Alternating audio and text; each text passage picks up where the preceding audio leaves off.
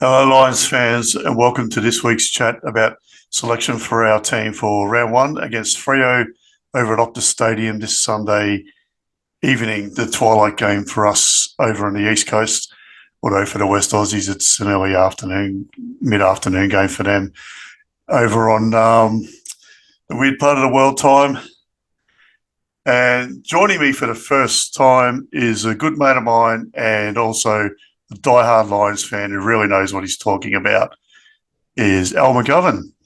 All right, so the team's dropped for this week, and there's been three changes, two of them forced. Kitty Coleman and Lockie Neal are injured, and the other one is Jack Payne, who's been omitted. Yeah, I reckon that's a bit of a horses for courses, but we'll get into that in a sec. sure, definitely. So the ends are Connor McKenna, Devon Robertson and Noah Answorth. I guess we probably expected that to be the case. Yeah, I like all of those ends. They've all got a bit of experience by now, so I have no issues with those ends. Yeah, look, I was kind of willing to hold Kenny over for a week, and maybe give Jimmy Madden a run, but I'm definitely not offended. Kenny's my favourite player at the club, so yeah. I'm pretty happy to have him on board. So, everything else is pretty much as we expected. They've named Rayner in the middle. Yeah, I don't know how. I don't know if that's going to be the case though, because they, a little bit cheeky with placement sometimes on the lists. Yeah, but, like that time they named Louis Taylor in the ruck. That was pretty funny. Yeah, exactly. I would have loved to have seen that though, to be honest. Yeah, I reckon we're playing Collingwood too that week. So Louis Taylor against Mason Cox would have been pretty interesting. So they've named Zorko in a forward pocket. Leicester on Michael Walters could be interesting. I think he might swap with Connor McKenna, who's starting on Tom Emmett, who's a bit taller than Kenny, I think. Yeah, well, Walters, he's usually the one that gives us the most trouble, really. Like, he always usually has a really good game against us. Yeah, I'll never forget that time he hit the post, I think, or he kicked a point on the siren to beat us by 1 point. Like, I know he's getting a bit older now and whatnot. He's probably, like 32, 33 now? Yeah, probably around about that. It's hard to tell, but obviously I haven't seen him play this year yet, but from what I saw last year, he was still up and about. Oh, yeah, but he always seems to, even on top of that, like he's always at a good level, but he seems to, against us in particular, I think he really likes playing the Lions. So it'd be interesting to see who actually goes to him instead of, just who's named against him on the list. Yeah, I can't see Leicester matching on him. No. Like he'd beat him in the air, but on ground levels, no chance. And obviously they got Motti on Frederick, which I think is a good matchup for speed. Yeah. Yep. Frederick's a lot taller though, isn't he? I think, Slash can jump a lot higher. He's deceptively tall, I think. He's probably a little bit taller than you think, but I think Motti's a bit like that too. Yeah. The guy I'm worried about, and I'm glad they've named Dizzy Gardner on him, is Joy Amos. Yes. He's a gun in the making. I think he's going to be a real He's a bit of a rising star for them, for sure. Yeah, and I'd actually heard that he was injured in the lead up, but obviously he's not. So my West Australian friends playing funny buggers with me. Yeah, it could be some pre-season strategy there to kind of hide him, to make it seem like he's not ready, but throw him in at the last minute. Yeah, but, look, he could have been injured and recovered as well. Yeah. It could have been something minor. Do you know what it was? Like what they said? No, they didn't say. They're all Eagles supporters, so they probably wouldn't even know. Yeah, true. All they care about is how much they hate each other over there. Yep. And they're obsessed with that new fella that they got in. Harley Reid. Harley Reid.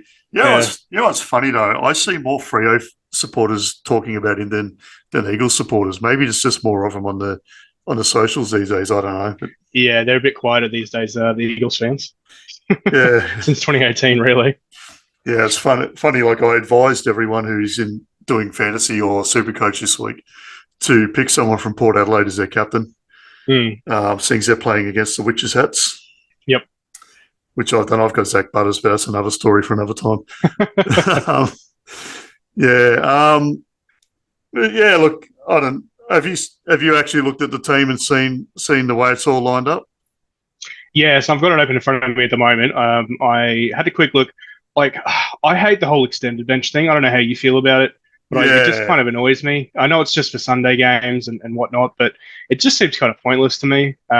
So when I hear that we're playing a Sunday game and then we have like, a team that drops, and I don't really check it out at first. I usually wait for today, the final team to make an assessment because, otherwise it'll be, there's six guys that could be crammed into a team and two of them aren't going to be in there and yeah. whatnot. So, I still remember the days when we used to pick a squad of 26 mm, and you'd be like, oh, wow, Sam Mays is in the team. And then yeah. he doesn't even get on the plane. So, Yep. Yeah, exactly. yeah, I think I really think Lohman should start on the ground this week. I thought Yes. it was a bad move having him as a sub last Yeah, I week. mean, we still don't know that if that's going to be the case, obviously, because they whipped that out at the last minute, whoever's going to be the sub. But I really hope that he is playing a full game, and Yeah, I'm very much of the philosophy that when you bring in a young guy like that, you've really got to give him one. You got to make sure he's not sub, give him full game time, yep, but give him a block of about 4 games in a row. Like, don't chuck him in for a week and go, oh, he's not quite ready. Chuck him back to the VFL for 2 weeks, bring him back again because it's not going to have any consistency for him, and he's just not going to, be able to, get going. I think you got to bring him in for like, 4 weeks, let him play in the main team, not a sub, and then you can make an assessment on, him from there. yeah, That's how I feel. I agree with that, and that's what they've done with. They did that with Harry Sharp Mm. mid-year last year, and then with Dev Rob sort of later in the year. But that was, I guess, a bit more out of necessity. But they still gave him that extended run just to give him a shot. Yeah, well, I think you blow their confidence apart if you bring him in for a week. So they've been training the house down for the whole preseason. You bring him in for round one, and then they have a quiet game because they get a bit nervous or whatever. And then you go, oh, you weren't really good enough. We'll chuck you back in the VFL, and then their confidence gets shot, and then they it takes them Yeah, half a season in the VFL to kind of get back to where they were. and then they start asking for trades to the Exactly. old big Victorian clubs. Yep. Yeah, exactly. They'll come Um, sniffing. They always will. oh yeah, well, the only young guy really that's going to be coming out of contract is Jackson Pryor.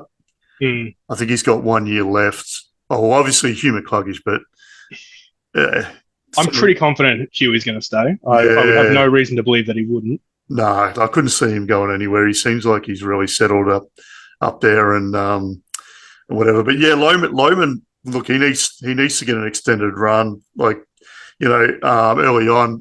Witherden, Answorth, Bailey, Yeah. Rayner, all those guys just got put out there and said, right, you're just going to keep playing until you don't. Yeah, you're right. I mean, it was so from we got in the 2016 draft, we got Barry McCluggage. Then they debuted 2017. I Yeah. think it was about round 3 or something, wasn't it? And they both came in together. No, it was a bit later because McCluggage missed about 5 or so weeks with a hamstring.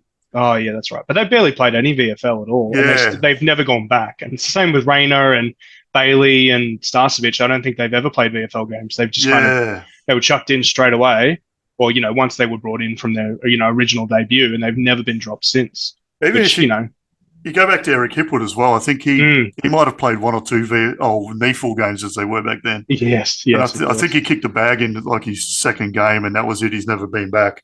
yeah. I mean, we all had high expectations of him pretty early on. I mean, those who were following the academy and whatnot Yeah, knew he was something special from early on. So that wasn't much of a surprise. But in recent years, I found it's a lot harder for the guys who've been drafted. Even the high picks that we're getting, they're not given that chance that the guys were in the 2016 through to 18, 19 era. I think. Sorry, Yeah. go on. No, yeah, it was just like the guys from about 2019 to about now that we've drafted, they've really had to work for. They were straight into the VFL, and it's you really had to work for your spot to get a go. Whereas the other guys, it was kind of right. It's round one. We haven't really got anyone to fill the spots. You're it. Yeah, it was a bit of necessity. We didn't have any good midfielders. We had Dane Beams. That was about it. We had Beams, Zorko, and Rockcliffe for a bit, and then Zorko was kind of. I think he was all Australian as a half forward, but Mm. but like and we had Shaki and Hipwood had to come in because we had really Josh Walker Yeah. and I was a big Josh Walker fanboy, to be honest. I was he didn't have a good career after he left us, but I was a little. I know you don't. I don't know if you feel the same way, but I was a bit disappointed when he left because I thought he had a bit more to offer than what obviously the club thought he did. Yeah, no, I mean, for starters, he's a local from where I am. My daughter played at his junior club at one stage, and so we used to see his dad's name up on the wall as a 300 game player, and see photos of Josh up on the wall every time we went in the club room. So yeah, we couldn't avoid it. But I saw him play down here when he played for Geelong before we got him, and I thought he was pretty good there. Yeah, pretty handy. Obviously, he wasn't going to knock Tom Hawkins out of their team. Oh no, definitely not. Yeah. But he was a good grab. I mean, one of the greatest, or not one of the greatest, but he was one of the greatest grabs that we had at that time. Like he always had really safe hands, and obviously one of the greatest hair comebacks of all time as well. Yeah. But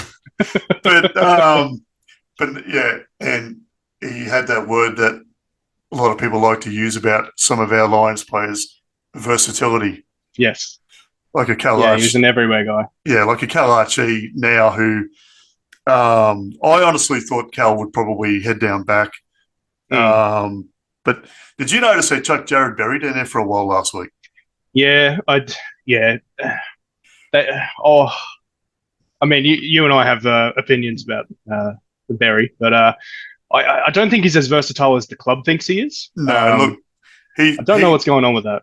His best is really, really good, but yeah, he doesn't produce his best often enough. And no.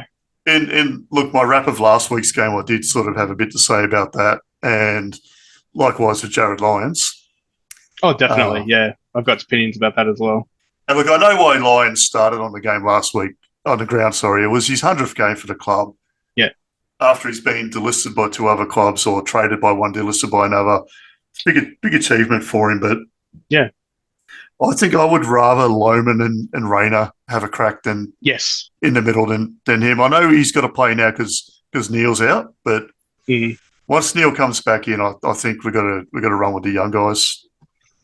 Yeah, I think you're right. I mean, there's a higher ceiling obviously with Rayner. I mean, he's a little inconsistent, but we know what his best looks like, and it's can he get it even better than his best that he's shown so far. But Lohman's, it's a big question mark because he's, he tears up the VFL sometimes, and it's, his junior footy was fantastic, and it's can he convert that to the senior side? Can he show that for long periods of time? Because he's shown like a couple of little glimpses here and there, but it's usually followed by a couple of young fella mistakes not long after it. So I'd be interested to see. I want him to have a good patch of games, at least 4 in a row or something like that, where he's not the sub, where he's actually on. Like he can start on the bench, whatever, but as long as he's in the main rotation, it's not just I will chuck you in for the last 10 minutes of the game. Oh, you know what? If they start on the bench, they'll be on the ground within 30 seconds anyway. Exactly. Yeah, Zorko's going to run off after the first bounce. Yeah, or Lions. whichever team kicks a goal. In the first minute, there'll be 4 or 5 guys come running off straight away, and one of them will be like, "Hey, I've got to stay on." There's 5 of us, but yeah, exactly. I'm a big Calamarchi fan. I wasn't initially. I mean, there was a lot of talk about him. Coming across. I don't watch Suns games, so I don't know if many non-Suns fans do, but I hadn't really seen much of him. I knew he was a high draft pick. I knew that he was highly talked about, particularly with Mike Whiting's a big fan of him from the Raw Deal podcast. Yeah. So I knew that there was something there, and obviously the club was very interested in him. But he's so I came in with a very neutral opinion of him, but he's earned my love and respect over the years because he can just do everything, and he just never gives up on the field. Whereas I can't say that for a lot of the guys. You know what I love about Cal is when things are going against us, he's that guy that bobs up and does something. Yep. Yeah, he'll clunk one, or he'll bang a goal around the corner or something like that, or he'll drop down in the down the other end of the ground and take an intercept mark when all of our big defenders are struggling. He just pops up. He's that guy. Yep. I mean. Yeah, but I sort of say, like, with the team, if Answorth does get in, I think they'll probably give him a bit of an extended run just to see what he's got because, let's face it, he hasn't really been around the team for a few years. No. He's had a series of injuries, hasn't he? Because Was he? Yeah, He was drafted with a back injury. He yeah. was kind of recovering from that when we first got him, and then he had a Then couple he, of really good spells, and then he yeah, kind of just faded away for a he bit. he had a bit of OP for a while, but I think the other knock on him as well was that his disposal wasn't great, and Mm. I think if we've watched enough games, we could probably agree with that. That's Um, true, but I would argue that there's some guys in the team who never been dropped that have worse disposal. yeah, definitely. JB being one of them. Look, I like Yeah, JB. He's a very passionate guy. He's a very loyal guy, and I can tell he truly loves the team. I can tell he loves his mates. Like he tries hard, but his decision making is not the best. And that's not a unique opinion of mine. I'm not the oh person who discovered that. A lot of people I talk to have the same opinion, but I'm not trashing him as a bloke, and I'm not even really trashing him as a player. It's no, just look, he's held to a higher, like, I don't know. There's guys who I think perform about equal level to him, and they'll get dropped straight away, whereas he gets a lot of free passes, I feel. yeah, and look, it's not unique to Jared Berry or to the Brisbane Definitely not. Lions.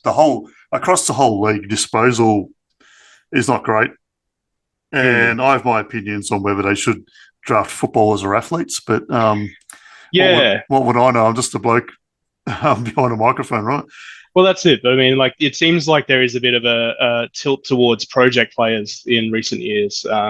Getting track athletes and being like, oh, well, can he kick a footy? Well, let's invest a couple $100,000 over 4 years to try and see and find out if he can. And There's a lot of that going on. and the old basketball background. Yeah, yeah, exactly. Yeah, you got to love the old. It's an old analogy of this fish is really good at swimming. Let's see if it can climb a tree. Yeah, So, yeah. So, what are your thoughts on, I guess, the final makeup of the team? Who do you think is going to miss and be the sub? look, my past experience will tell me that they'll just chuck Kai Lohman and sub again because that seems to be Fagan's tried and true method. I think they'll bring Noah into the main team. I'll be surprised. It's either the two of them. So in my opinion, it has to be either Answorth or Lohman. It's not going to be Cal. It's definitely not going to be Zach Bailey. No. And I would be really surprised if it's Dev Robertson. I think it's going to be either Kai or Noah. And my heart's telling me that they'll just keep Kai as the sub as he was last week. I think Noah's possibly a good matchup for Walters as well, or even switch him and Stas, put Stas on Walters and put him on Switkowski. I mean, they're both sort of similar type medium to small players with quick legs. So it's been a while since I've seen Noah play, but I remember him being very fit, and I do remember him being a bit of a lockdown player. He was, yeah. But I don't necessarily remember him being that quick because Walters is very quick. Yeah, I mean, yeah. I used to think he was quick, but then, like, we had a really slow back line back then. We didn't have Kenny. Yeah. We didn't have Moddy. We didn't have Jack Payne really playing much at that stage. He was surprisingly quick for a big man. Yeah. But yeah, look, I guess, well, my thoughts are that I think that, well, as I've said, I think that there's a potential for Leicester to perhaps play on Tom Emmett. Okay.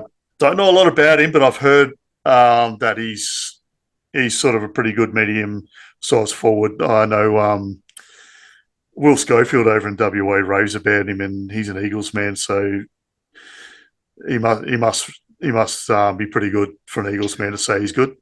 Yeah, I mean that takes a lot for those guys to give each other compliments. Yeah, I like Dizzy on Amos, and I like Harris on Tracy, however you say it. I think that's Tracy. Yeah, I don't know. Like, it's one of those Josh Tracy weird quirks of the English language. But I think they're the two good matchups. I'd love to see Rayner get a real good run in the middle. Yeah, just release the hounds and tell him you go out there and do your thing. Yeah, instead of putting him in cotton wool in the forward line. Two things I'm really interested to see from a Fremantle point of view is, has Nat 5 still got it? And how's Oscar McDonald going to do in his first game as a Docker? Those are the two I'm looking out for. So I can vouch for Oscar McDonald. He played at at my club, Williamstown, my local club, Mm. last season.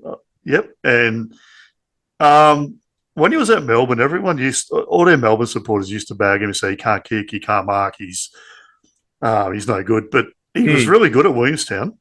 I know it's a level down or a couple of levels down, really. It's not the greatest, but you know what? When the ball's flying in and you've got to match someone up one-on-one, it doesn't matter what level you're playing at, you still got to match them one-on-one. And he did well. Yeah. I think he might have even made the VFL team of the year, but don't quote me on that because there's been a lot of water under the bridge. I remember him being pretty handy, Yeah. and he's named in the back line, so his kicking's not going to have to be fantastic, but he's definitely going to have to be good with his hands. He's going to have to take a good grab, which from memory, I think he is quite good at. Yeah. Oh, look, he was good last season in VFL, as I said. With Fife, everything I hear from WA is that he's absolutely ripped. He's getting the rig out every 5 seconds because he's that ripped at the moment, and he's fit as anything. And he's played like as a genuine midfielder in all of their preseason games. Yeah. He had a pretty good game against the Eagles in their scratch match, but like so did the rest of the team. Yeah. Don't know how he went against Port Adelaide, but they lost by probably 4 or 5 goals. So yeah, the preseason games were hard ones to pick, weren't they? I mean, ours was pretty close against the Suns, but a lot of the others, well, I mean, that was round 1, I guess. But in the round 2 games, I guess you could call it that, the second set of preseason games, there were some big blowouts between teams. Yeah.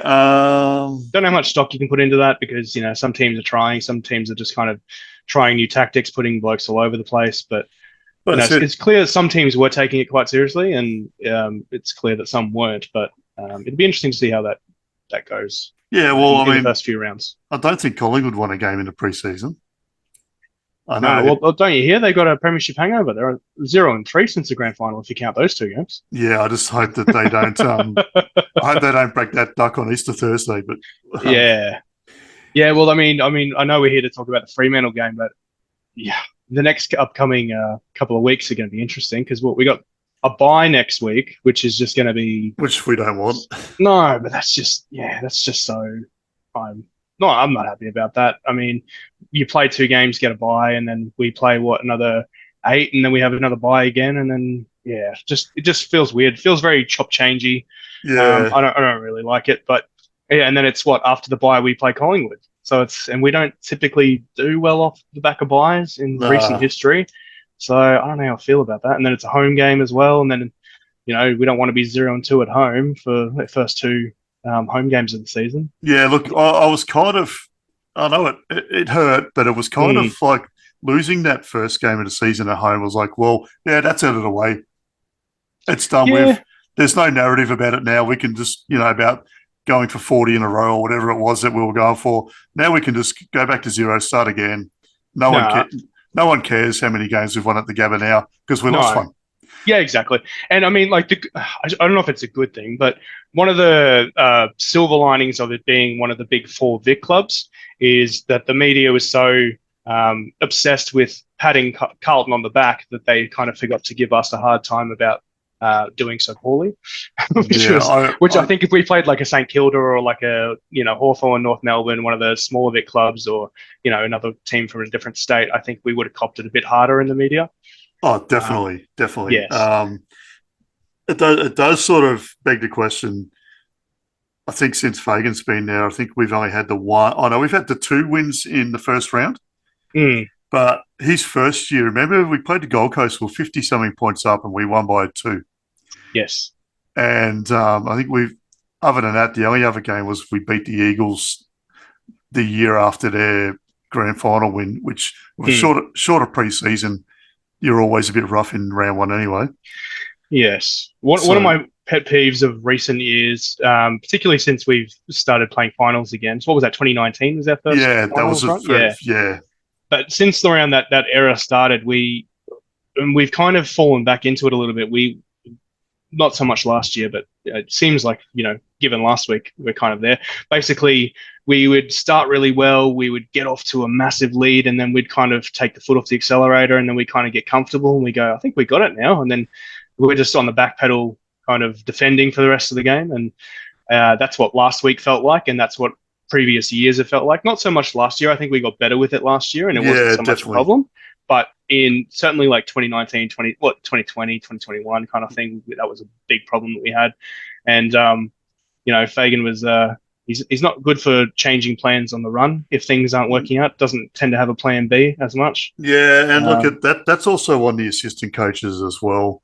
mm. Um, but also, like, I've lost my train of thought now. But no, we obviously, They're a bit like what's his name, Flanders' parents in The Simpsons. We tried nothing and we're all out of ideas.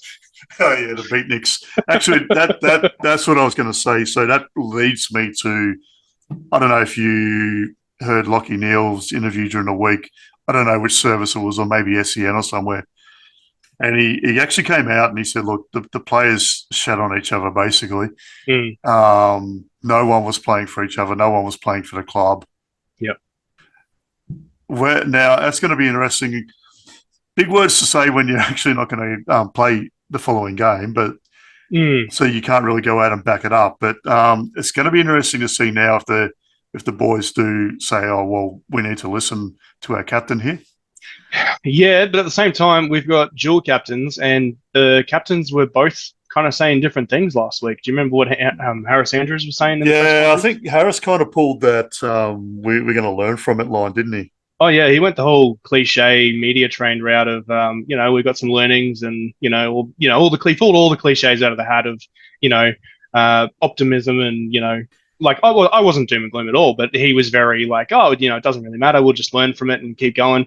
Whereas Lockie was wasn't good enough, everyone's selfish, pull your fingers out, we need to get better, which I think a lot of the fans kind of identified with that way a bit more than Harris's way. But at the same time, if you're the player base and you've got two captains and they're both kind of giving you different messages. I mean, outward facing public messages. So I'm not sure what, is being said internally. But it's like, who do you go with when you've got two captains and they're kind of giving you two different messages of, oh, don't worry. One's telling you, oh, don't worry about it. Like, focus on next week, learn from your mistakes. And the other one's saying, no, you do need to reflect on that. You need to figure out what you could do better and you need to try harder. And like, you know what I mean? Like one was it was good cop, bad cop kind of thing, but it's like, it'd be interesting to see which one resonates with the players. Yeah, maybe that's what the players need though. But and it's usually the other way around. It's usually Harris telling it like it is, and then Neil sort of being the media savvy guy. But yeah, I was a bit surprised by that. I don't know if you listened to Kick-Ons this week. I did. And I usually do, but I'll be honest because I'm a big NRL rugby hater. So I was keen when they were like, Cal's the new host because I really like Cal, as I was saying before. But when they had this big segment about talking about the NRL, I kind of just got a bit bored and turned it off because I don't really like the NRL at all. So I'll be honest, I didn't listen to all of it. I turned it off after that. It's better than Hugh talking about golf last year, though, I've got to admit. But true. I'll give you that. Reason I brought it up, though, was Cal mentioned that they had a big powwow meeting where a lot of blokes had a lot to say. Whether they were directing stuff at each other like what Geelong did back in their start of their premiership run, I don't know. He didn't elaborate, but I guess we'll see what comes out of it. It's a big challenge this week, and yeah, we haven't got a great record against Freo at Optus. We have one game set. We did had one big win, didn't we? 22, maybe. Yeah, but I think they've been closer in recent years. Yeah, last year we were lucky to beat them. Yeah. They got a big run on late, but then Big Joey got physical, which is unusual for him. But I wasn't complaining when it happened either. Do you think Alex Pearce will go to him this week? Or do you think he'll go to Hipwood? No, he hasn't got the pace to play on Hipwood. But I'm just looking, they don't really... Well, I don't know how tall Ethan Hughes is, if that is his first name. I'm sure it is. Like, I'm just looking at their team now. Like Jordan Clark, not tall enough to play on Joe. Yep. Leon Ryan, definitely not, but he's a creative player anyway. He won't lock anyone down. James Aish, not really tall enough. Good old Aishy. Yeah. Third club's the charm. I wonder if our supporters will boo him. Like, it's been that. I think it's been so long, and he's at his third club. I don't think most of them would even remember him. Well, they still booed. What was his name? That left footer that went to Port Adelaide and then North. Pollock. Yeah, yeah. They still booed him when he was at North, and I'm like, I don't even remember him playing for us. I think his own fans are booing him at that stage. I think that's also what it was, or it was Kane Corns in the grandstand, maybe whinging about his big contract. But yeah. So all right. So what's your tip for this week then? My tip's us, but it's not like I'm not going to say a massive one. I think under 2 goals. Yeah, I'm tipping us by 14. Yeah. I, I feel as though we might get off to a slower start this week Mm, and have to pull them back in. I think first game of the year in front of their home crowd, they'll have bandwagoners everywhere. yes, I definitely. think they'll get on early. And their coach just signed an extension as well, Longmuir. Oh, really? Yep.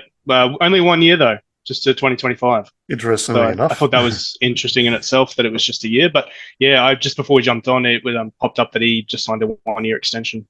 Yeah, it's interesting. Like talking to a couple of people I know in WA, they can't believe that Simo's got more job security at the Eagles than what Longmuir has at a Yeah, team. there's a flag there though. There's a flag difference between them. Yeah, but you know what? Freo played finals 2 seasons ago, Yeah.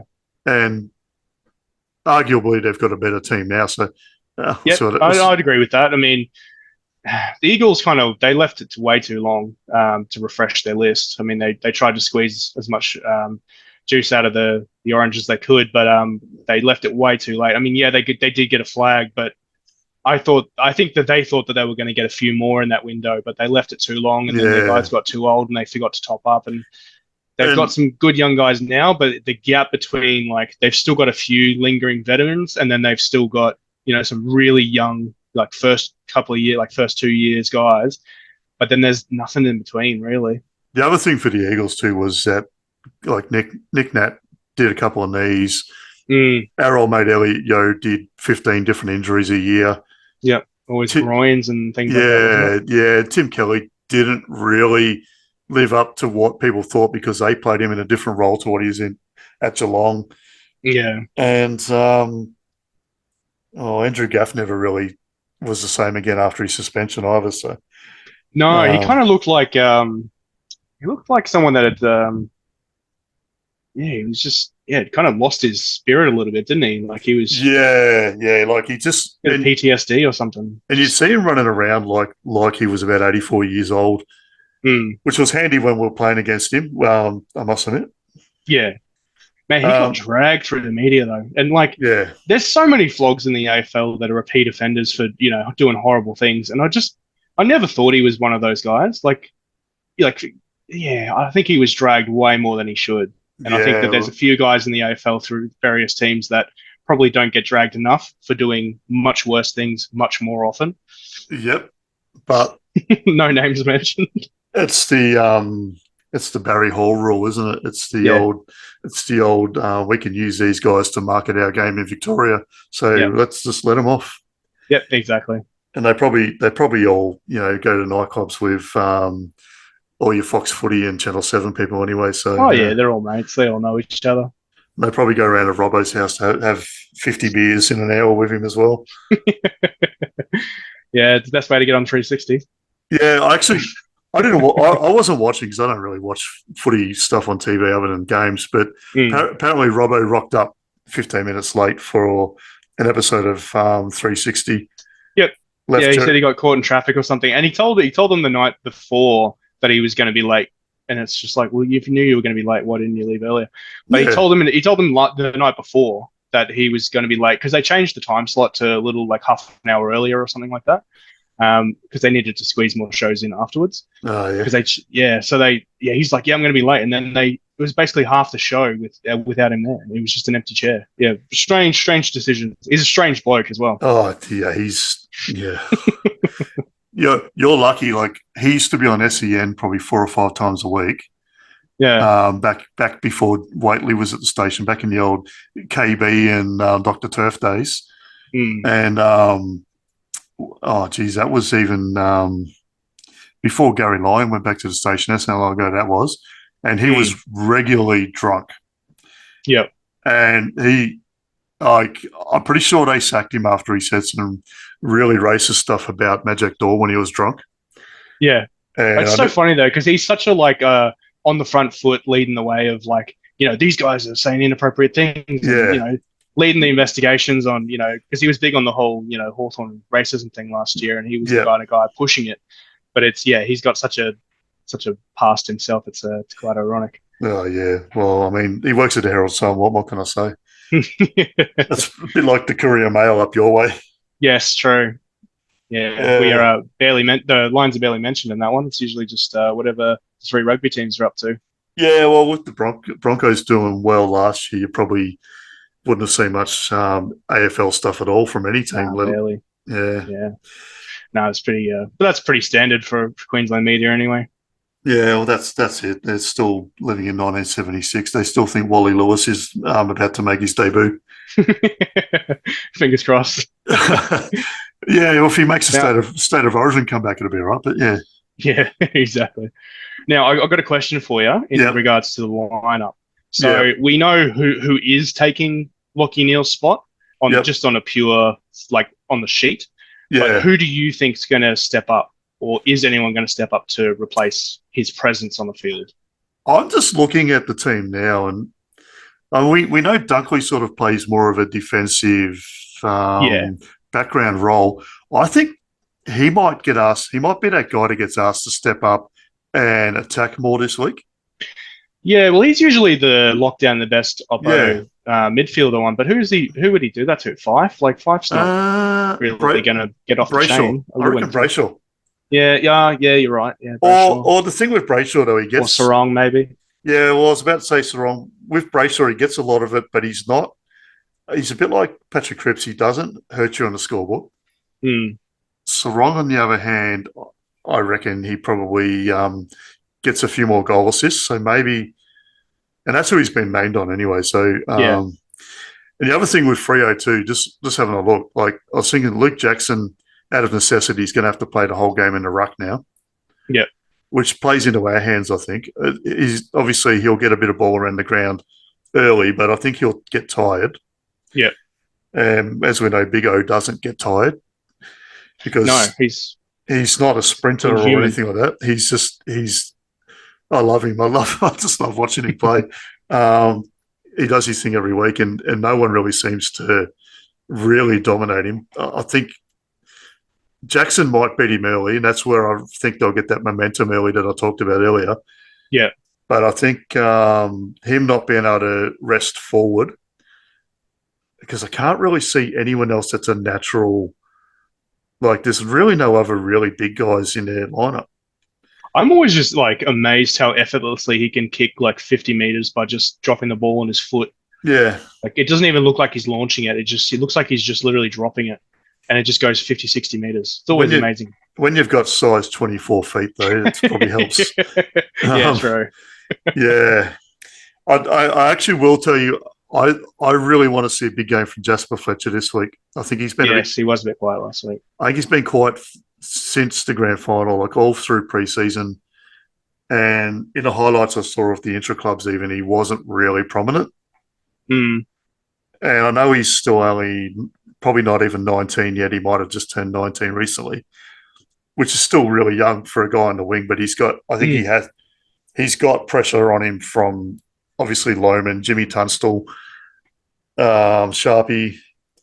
And I think Jimmy Tunstall might have been taken on the plane as well. I did see something. It makes sense when you think about it, because obviously he's a WA boy, so it's a good chance to see his family. But also, I think he's next in. Yeah, he has to be. He had a great preseason. I thought he would have played round 1 or round 0, whatever it's called. Oh God. Opening round. Yeah. I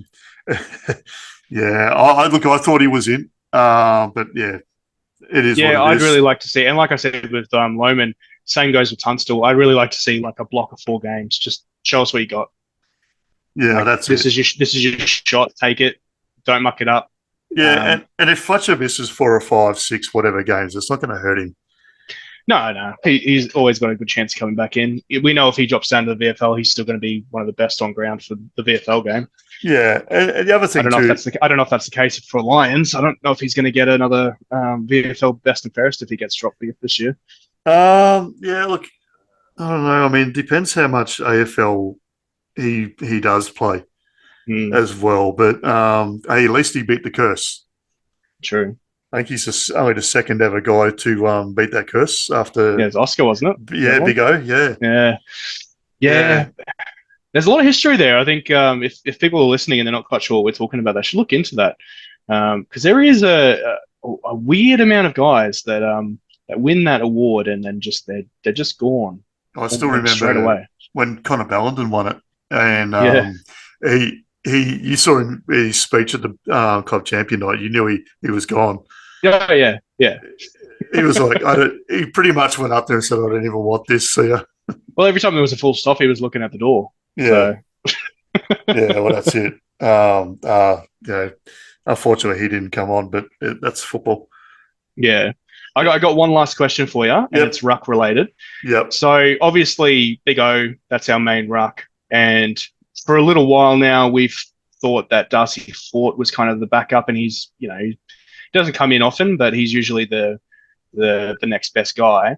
We were trialing Henry Smith a lot in the preseason games. Yes. Do you think that was just to see how he goes, or do you think that he has overtaken Darcy Fort?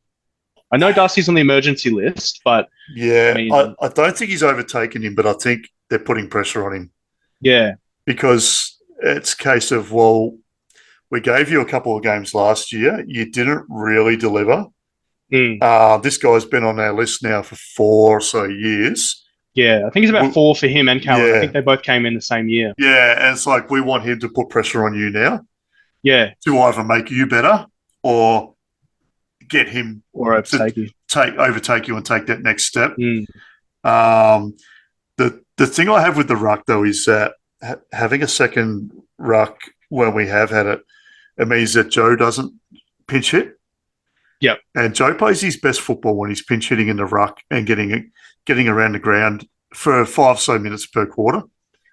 Yeah, well, he just gets bored if he's in the goal square. He sits on fences and he hasn't done that for us yet, but no, not for us. But I don't mind his eccentricities and his the way he deals with his boredom, like because you got to take that because what he delivers when he's on is just worth every cent we're paying him, as far as I'm concerned.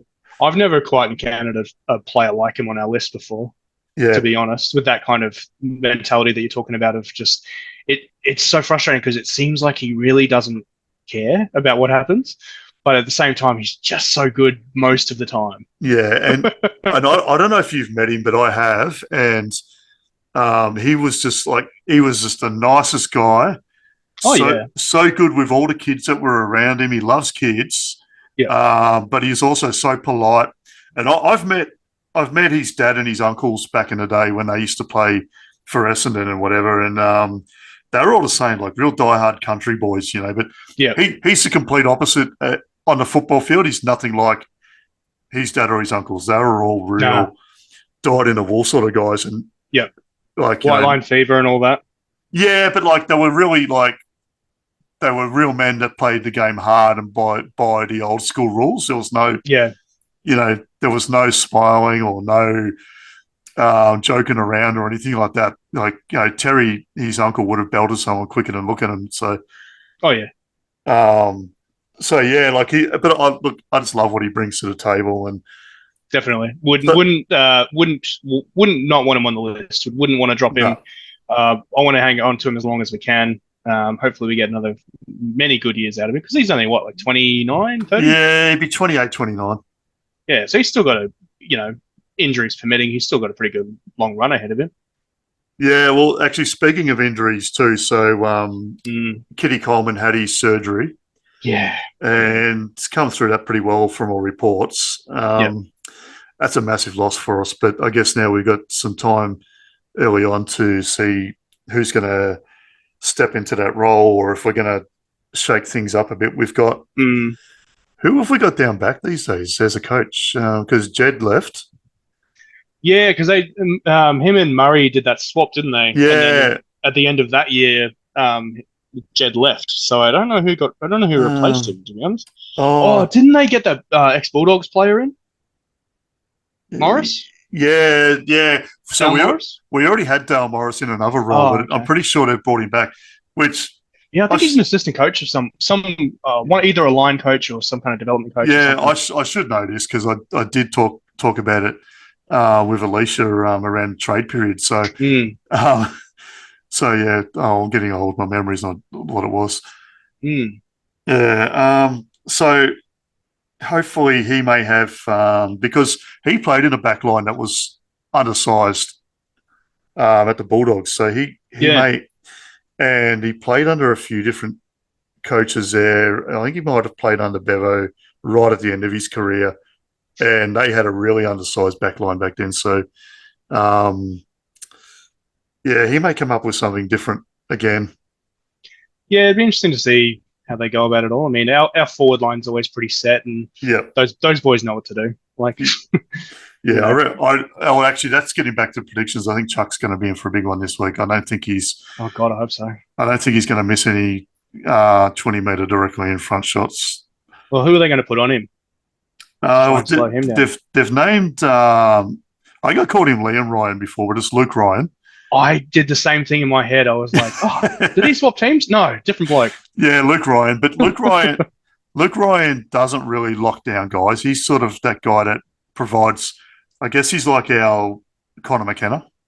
No, okay, yeah. He gives that run off the back line and does sort of the kicks that we thought he wasn't going to be able to do. So yeah, I don't know. Maybe That's your big prediction for the weekend. That Charlie's going to have a good game. Yeah, I think so. I think he's going to give us 4 or 5.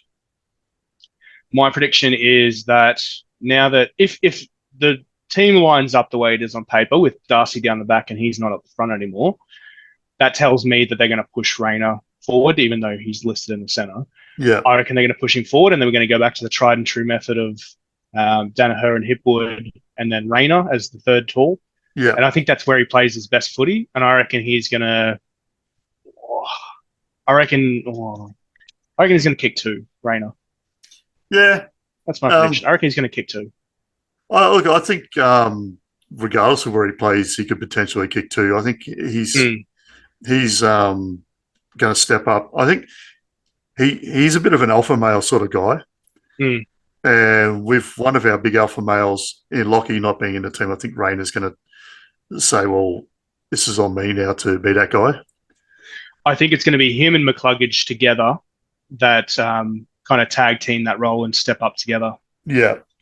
As the old Kick-Ons hosts. the guys who got the ass from the Kick-Ons podcast. Yeah, exactly.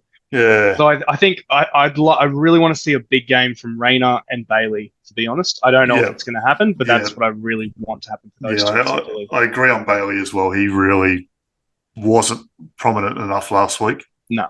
For a guy with his talent and his explosiveness, he was pretty unsighted for most of the game. Yeah. So I really, I mean, I want to win and I want no more injuries. But if it's, regardless, I kind of want Rayner and Bailey to show everyone this is why we're in the team. This is why we can't be dropped. Because I don't want them dropped or anything like that. But no. They need to kind of step up and do more because they're capable of doing more. Well, that's it. And you want it. You want pressure on guys in the team because then they're going to really sort of step up and perform, or they're going to fall over and someone else will come in who's hungry. Yep, like a Jimmy Tunstall, hopefully. Yeah. Oh well, I just want to see Jimmy get a run. I like. Yeah, me too. I liked when we first got him. I liked the cut of his jib then, and I still do now. Yeah. So, and he seems very mature for his age, and he seems very dedicated. Doesn't seem like he mucks around. He's not a silly bugger. No. And unlike some of his West Australian teammates, got their little friendship group going that gets up to shenanigans. So yeah. No, I see big things for Jimmy Tunstall in the future, and I'd really like to give him a good block of games, like I was saying earlier, to try and prove that. All right. Well, hopefully, in the coming weeks he gets in. Which unfortunately, and not as the sub, just chuck him on the bench. And look, that Oh, unfortunately means someone's going to have to come out. But mm, if I'm pulling someone out for him, I'll pull out Jared Lyons.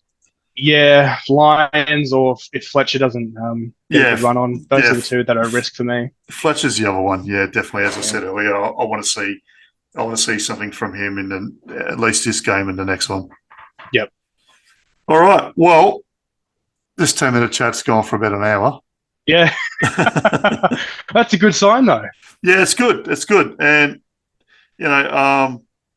we've probably repeated ourselves a little bit, but not that much. So that's good. No.